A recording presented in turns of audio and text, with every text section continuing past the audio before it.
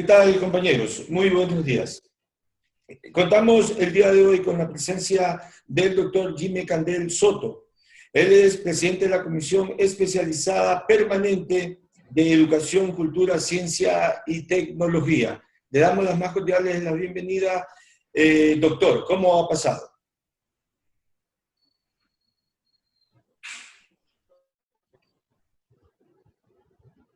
Gracias a Dios, bien. Gracias a Dios, bien. Con una gran satisfacción de ser invitado a este importantísimo programa. Y aquí estamos a la orden.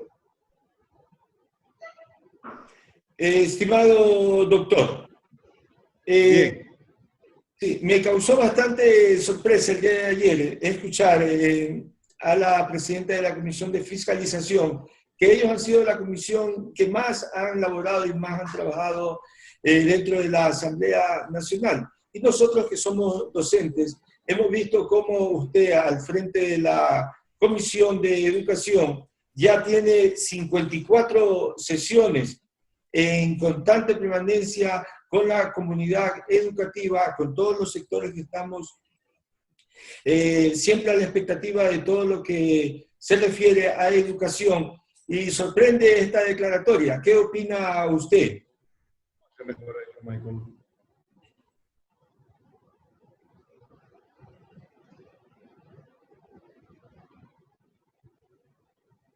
Bueno, sí, realmente no hay un estudio ni una comparación entre cada comisión, lo que hace cada comisión. Obviamente ella estaba en la defensa de la comisión de fiscalización que se quiere reestructurar, pero en todo caso, cada comisión es un mundo diferente. Nuestra acción es dedicada exclusivamente a lo que es educación, cultura, ciencia y tecnología, y en ese campo hemos abarcado muchas actividades que consideramos necesarias para el desarrollo del país. En todo caso, yo quisiera iniciar mi intervención primero agradeciéndoles por esta oportunidad de dirigirme a los ecuatorianos a través de este medio que para mí es uno de los medios importantes para poder llegar y hacer conocer lo que ha podido hacer y está haciendo la Comisión Especializada de Educación, Cultura, Ciencia y Tecnología. El 31 de marzo del 2011, en el segundo suplemento del registro oficial número 417, la Ley Orgánica de Educación Intercultural, instrumento legal que buscó implementar un nuevo orden normativo en materia de educación, cuyo objeto principal fue establecer la normativa que desarrolla el Sistema Nacional de Educación, armonizándola con las disposiciones establecidas en la Constitución de la República del 2008 y también su articulación con otros sistemas como el de educación superior. Han pasado ya 9 años desde su expedición y actualmente, luego de revisar los 32 proyectos de ley reformatoria, la Ley Orgánica de Educación Intercultural, presentados por los diferentes legisladores, por gremios del magisterio, por profesionales en educación que de alguna manera quieren hacer su aporte a una reforma a la Ley Orgánica de Educación Intercultural, se puede evidenciar la necesidad de incorporar nuevas reformas a estas disposiciones legales a fin de ajustarlas a las actuales realidades sociales, económicas y buscar soluciones a problemáticas sistemáticas como la violencia en el entorno educativo, el modelo de evaluación y la precariedad laboral de nuestros docentes. La Comisión de Educación, luego de 7 sesiones de discusión y varios talleres de socialización, el 19 de diciembre del 2018, aprueba el informe para primer debate de la Ley Orgánica Reformatoria a la Ley Orgánica de Educación Intercultural. En sesión del Pleno número 583 del 9 de abril del 2019, el Pleno de la Asamblea Nacional debatió en primer debate este informe. Desde esa fecha, la Mesa Legislativa ha venido avanzando en el proceso de construcción del informe para segundo debate. Considerando que este proyecto aún contiene varias temáticas a ser desarrolladas, en sesión número 042, la Comisión de Educación, Cultura, Ciencia y Tecnología del 29 de mayo del 2020 aprobó la metodología para la realización de una serie de temáticas que tienen que ver con el segundo debate de la Ley Orgánica Reformatoria a la Ley Orgánica de Educación Intercultural. En la mencionada sesión se estableció que cada asambleísta miembro de la mesa legislativa proceda a desarrollar los textos normativos asignados de manera amplia y participativa dentro de 45 días de plazo, luego de lo cual debería poner en consideración de la comisión la propuesta normativa correspondiente. Realmente la participación, la altísima responsabilidad de cada uno de los asambleístas en cumplir con esta misión se la ha visto reflejada en cada uno de los resultados que hemos visto, cada vez que hemos recibido los resultados obtenidos en sendos debates con la participación de actores que tienen que ver en cada temática. Eso ha sido fundamentalmente una acción que ha robustecido esta construcción de la reforma a la Ley Orgánica de Educación Intercultural. En estas temáticas que se han desarrollado, en la reagrupación de principios, en esta acción ha estado el equipo técnico de la CECCIT. La CECCIT es la Comisión Especializada de Ciencia, Cultura y Tecnología. En este tema de la reagrupación de principios fue elaborada ya por el equipo técnico, en donde se ha procedido a realizar varias modificaciones, entre las cuales se hace una división entre principios rectores como es el acceso universal a la educación, la no discriminación, la igualdad de oportunidades. Se crea la categoría de principios de aplicación de la ley, en donde se precisa la definición de interés superior del niño y, obviamente, todos los procesos sustantivos que requiere para su normal funcionamiento, garantizando la creación de la Secretaría de Educación Intercultural. En lo que tenemos que ver con temas que son de el sistema de educación intercultural bilingüe, este tema se lo hemos encargado al asambleísta por la provincia de Chimborazo, Israel Cruz, un maestro con toda una vida entregada a la educación y que es conocido en la ciudad de Riobamba cariñosamente como el profe. Él ha liderado una acción de reforma a lo que está en vigencia del sistema de educación intercultural bilingüe, estableciendo en primer lugar normas para garantizar la institucionalidad de este sistema, garantizando la creación de la Secretaría de Educación Intercultural Bilingüe a nivel legal, ya que en la actualidad se encuentra en un decreto ejecutivo, lo cual no le permite contar con todos los procesos sustantivos que requiere para su normal funcionamiento. Adicionalmente, se consideran las particularidades del modelo de educación intercultural bilingüe, así como dentro del modelo de evaluación. De la misma forma, se incluye dentro de esta temática el desarrollo de textos relacionados a la etnoeducación, que se refiere a aquellos conocimientos y memoria histórica del pueblo afroecuatoriano del Ecuador. El funcionamiento y estructura de los DECES. Este tema de los departamentos que son pues precisamente en cada institución educativa para manejar temas que en definitiva beneficien al sistema educativo, le den la garantía al niño, al padre de familia, de que se está actuando con todo lo que uno aspira en beneficio de cada uno de los estudiantes. Este tema del funcionamiento y estructura de los DECES lo tiene la asambleísta Silvia Salgado, quien tiene experiencia académica, es asambleísta por la provincia de Imbabura, con una gran experiencia parlamentaria, expresidenta de la Comisión de Educación, donde se plantean reformas para garantizar su autonomía y no injerencia para mantener un trabajo transparente dentro de las instituciones educativas. Y sobre todo su coordinación y funcionamiento dentro de los mecanismos de prevención de la violencia en el ámbito educativo. En cuanto al fortalecimiento del componente de orientación vocacional, le hemos encargado a la asambleísta Silvia Vera, quien es asambleísta por la provincia del Guayas, una profesional, dirigente universitaria, con vinculaciones claras en el campo educativo.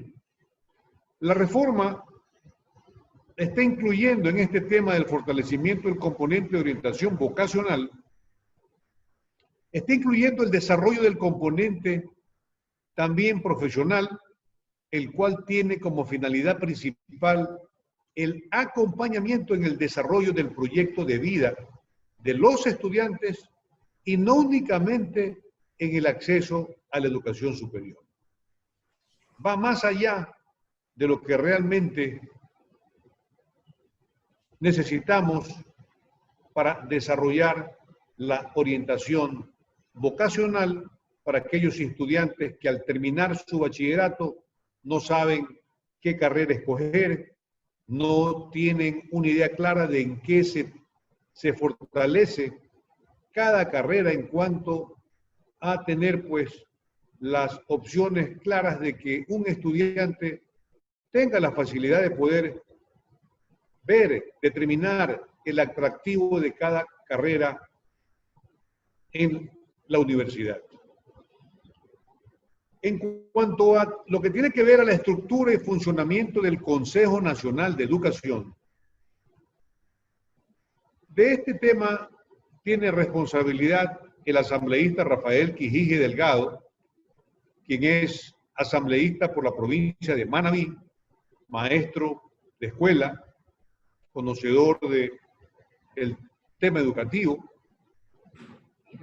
en la que se ha planteado que el Consejo Nacional de Educación tome un papel importante dentro del Sistema Nacional de Educación, tanto en el asesoramiento para las autoridades del Ministerio de Educación e INEVAL, como en la participación de la construcción de la política pública educativa.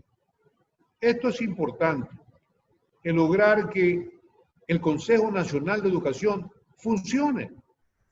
Muchos conocemos que este consejo casi no funciona, no tiene una participación que determine con claridad planificar y programar el aspecto educativo en el país. En cuanto a la eliminación de circuitos y régimen de transición, que es un tema que preocupa a estudiantes, padres de familia y comunidades, está encargada la asambleísta Carmen García Gaibor. Ella es asambleísta de la provincia de Cotopaxi y vive, su jurisdicción es La Maná, donde tiene una actividad de representación en cuanto a la actividad educativa en ese cantón.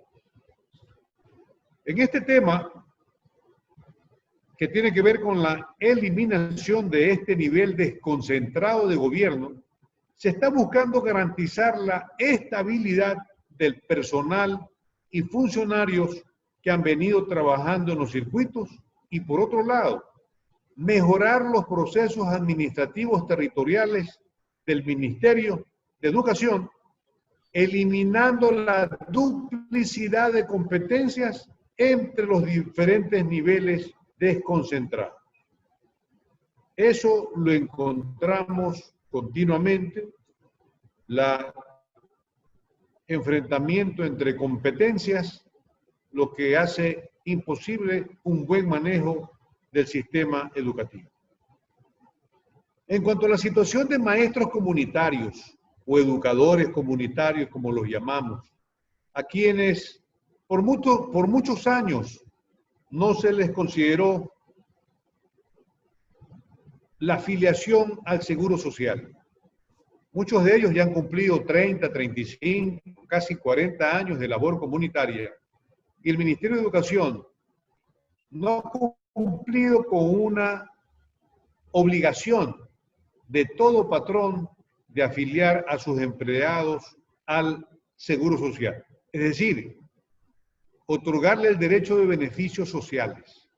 Y muchos ya de 65, 70 años, en su mayoría, que son cerca de 8.000 o 9.000 maestros comunitarios, estamos trabajando y hemos trabajado para lograr que se haga justicia con ellos.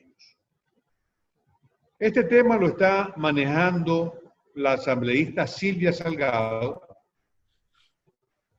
y sobre este texto hay una propuesta muy avanzada, la cual garantiza el derecho a la seguridad social y otros beneficios de ley de los maestros comunitarios, a los cuales no se les ha podido cumplir con estos derechos hasta la presente fecha. Cuando se construyó la ley de simplicidad que propuso el gobierno, en conjunto con otros asambleístas, propusimos, cuando se planteaba que con bonos del Estado se pueda pagar deudas que tienen los diferentes ministerios del país al Seguro Social o a otras instituciones que tengan deuda. Esto nos hizo pensar por qué no se paga también con bonos del Estado la deuda que tiene el Ministerio de Educación con el Instituto Ecuatoriano de Seguridad Social.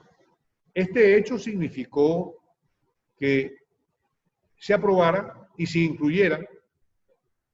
Hoy en este momento se está construyendo el catastro o el registro de todos los maestros a quienes no se les ha cumplido esto. Y estamos planteando la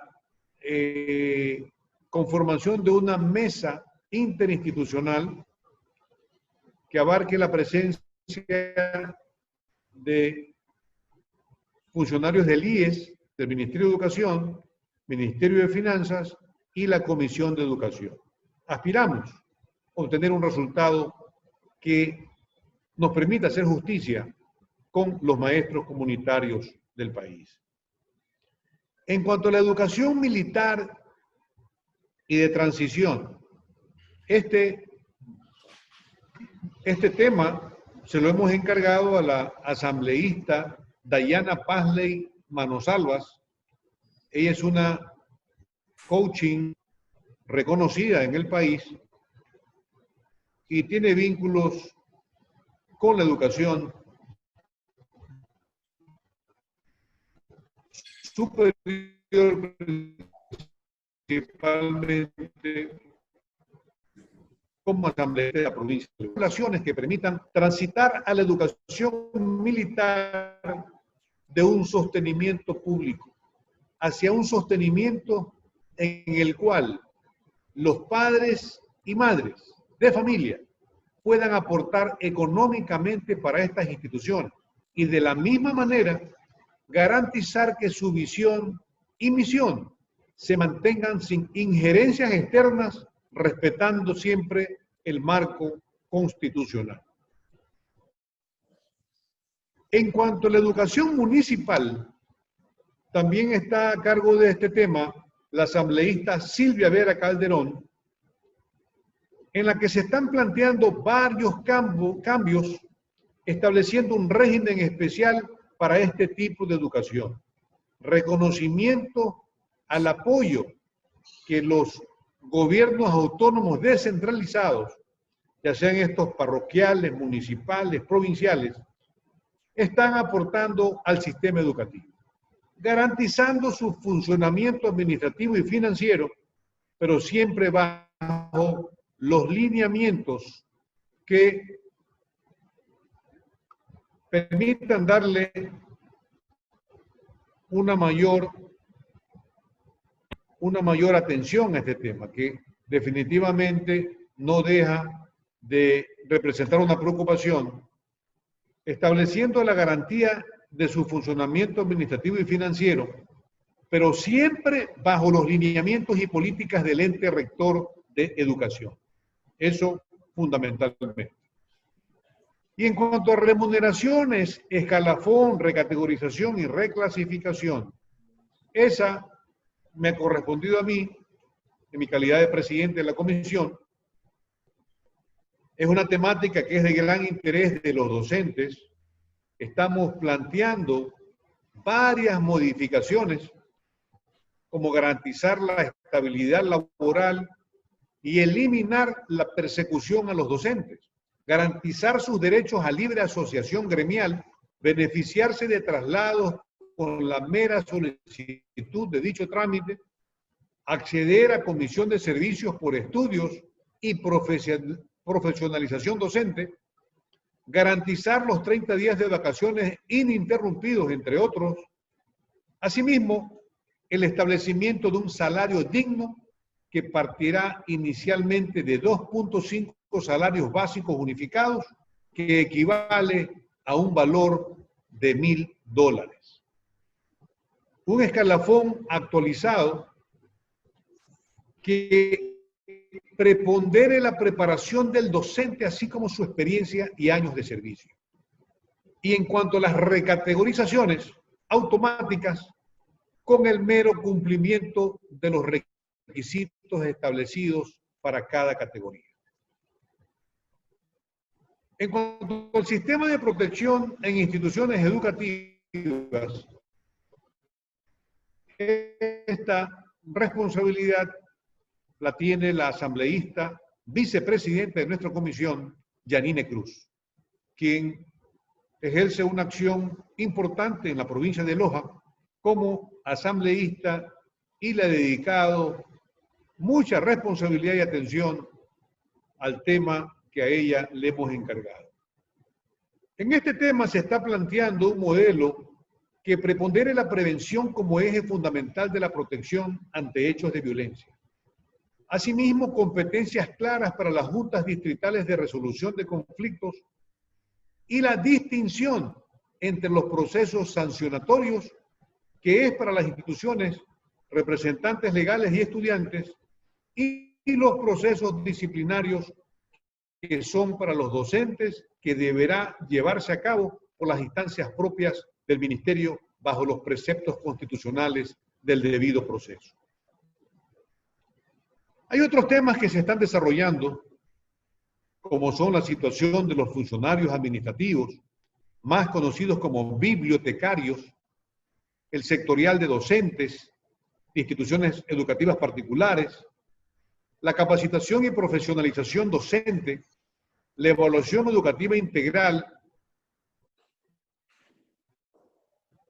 la educación artesanal y su articulación, en la que al momento se está trabajando y aspiramos lograr respuestas sobre estos temas que también son fundamentales y de preocupación para la Comisión y el Magisterio ecuatoriano.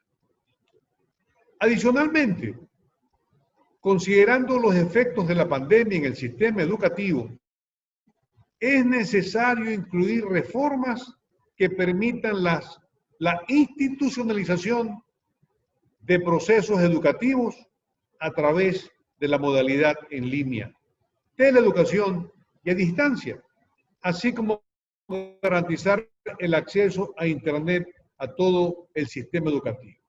En este tema hemos sido muy duros en el cuestionamiento correspondiente, puesto que ustedes deben de conocer que la LOEI, que entró en vigencia el año 2011,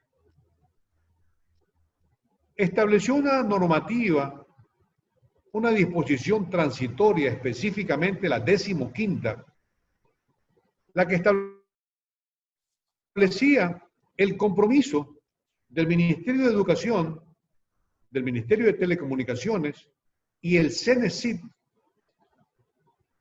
en la que le daban el plazo de 3 años para cubrir con Internet y conectividad a todas las instituciones educativas del país. Hemos llegado al 2012, al 2013, al 2014. Se suponía que el 2014, 2015, esto ya estaba en marcha. Pero la realidad es que estamos 2020 y poco o nada han hecho estas 3 instituciones y organismos por mejorar la conectividad en el país. Y esa realidad la vive el maestro ecuatoriano. Estamos estableciendo responsabilidades, porque eso se llama incumplimiento de funciones y que es penado con inicio de un juicio político para aquellos que no han cumplido con una disposición legal. Hoy, el ministro de Telecomunicaciones nos presenta un gran programa ambicioso. Yo le he dicho al señor ministro de Telecomunicaciones, con el respeto que caracteriza entre las funciones del Estado, que nos garantiza que ese plan que está planteando se vaya a cumplir y no vaya a suceder lo mismo con la disposición legal del año 2011 que tiene la LOEI. Esto lo estamos revisando, lo estamos chequeando. No es posible que se haya incumplido un objetivo trazado en la construcción de la ley en vigencia desde el año 2011.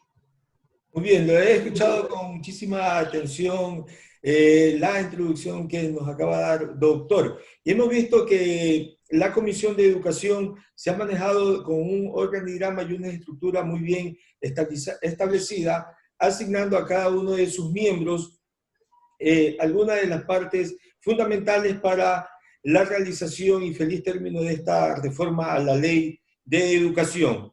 Tengo entendido que ya estamos en el segundo debate. ¿Para qué fecha estará ya definitiva la ley, mi estimado doctor? La reforma a la ley.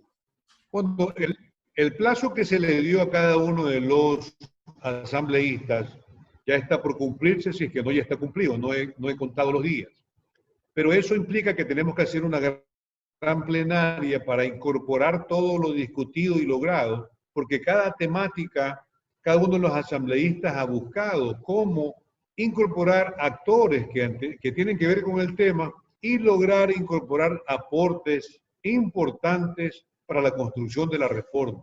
De tal forma que eso tenemos que hacer una plenaria ya para incorporarlas a la reforma que se está planteando y presentarla al presidente de la Asamblea Nacional para que sea incorporada al segundo debate. Nosotros aspiramos que a mediados de octubre podamos nosotros ya estar presentando el segundo debate, o no pasará del mes de octubre en que podamos avanzar aceleradamente para que esto sea una propuesta que sea puesta en discusión por el Pleno de la Asamblea Nacional y pase pues a consideración del Ejecutivo.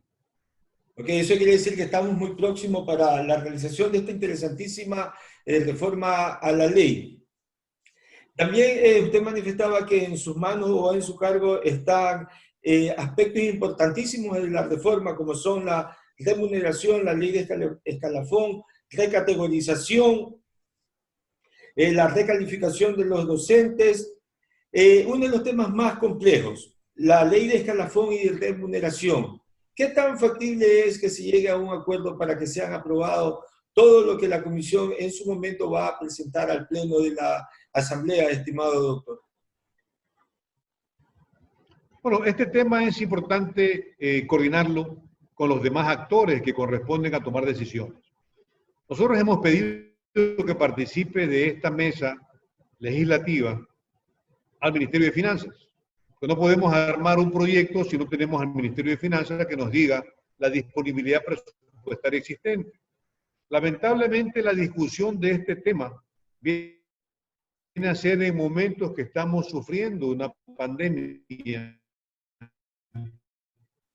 que estamos viviendo económica, en la cual pues hay retrasos hasta de 2 meses de pago a profesores, hasta nosotros mismos los asambleístas recibimos nuestras remuneraciones con retraso, no decir pues empleados de la salud y de muchos otros sectores del país.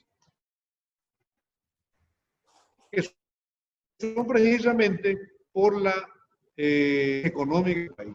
Pero también es cierto que hay inequidad en cuanto a quienes cumplen funciones en el Estado y que lamento la comparación, pues esta comparación sale del mismo sector educativo, que no es justo que un policía nacional, para quien se le exige como requisito solamente ser bachiller, entre ganando un salario de cerca de $1.000.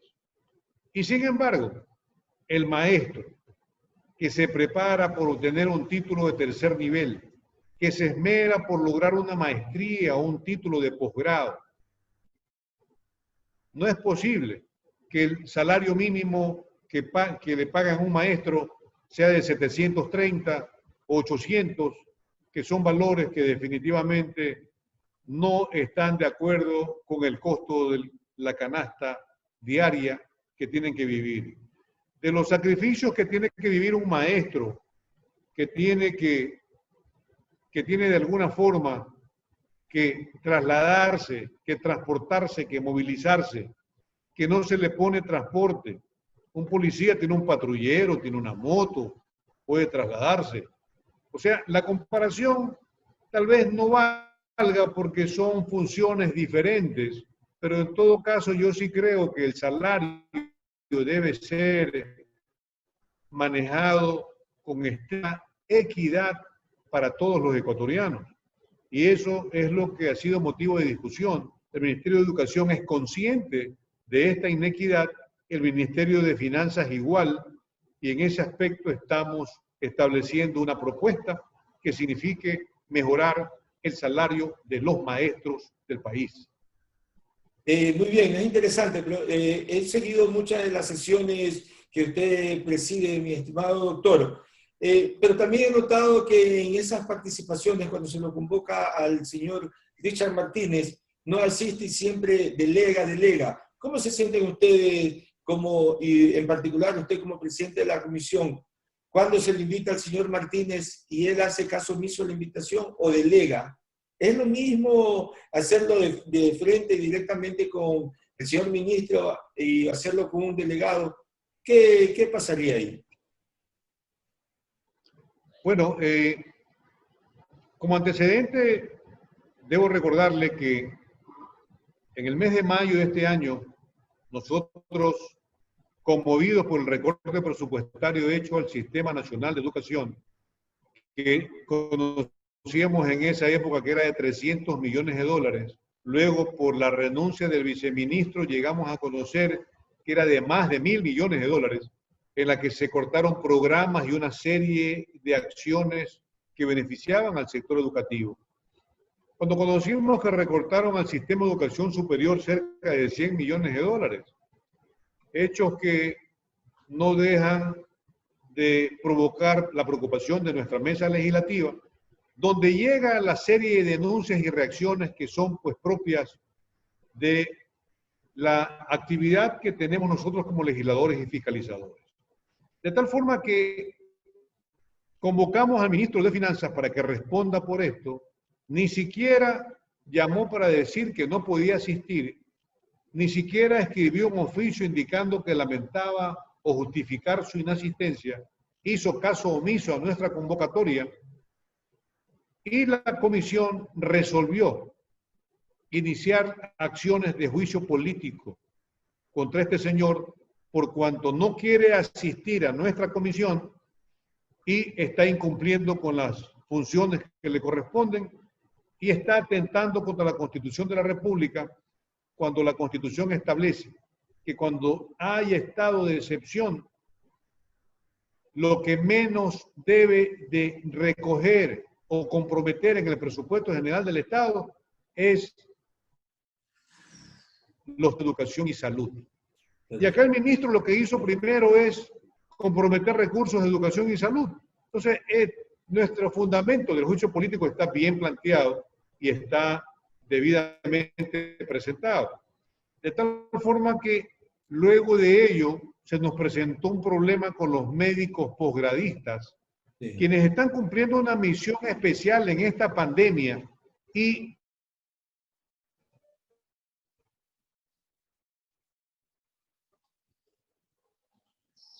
no se les pagaba como 6 meses, quienes están viviendo calamidades tremendas.